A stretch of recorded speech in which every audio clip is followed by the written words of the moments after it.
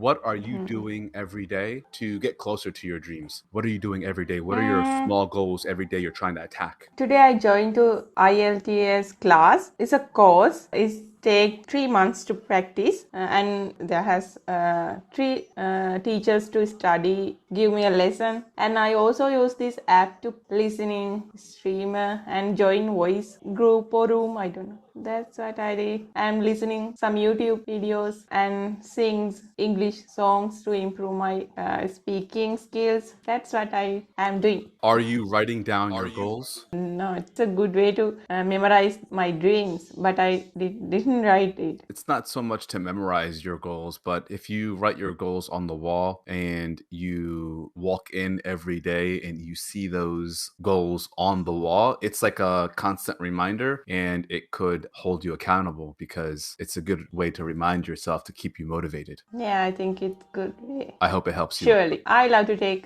another person's opinion too. It's advice. Do you like classical music? Advice. Yeah, I like. I can hear the music in the background. No, it's my father listening to news. Oh, okay.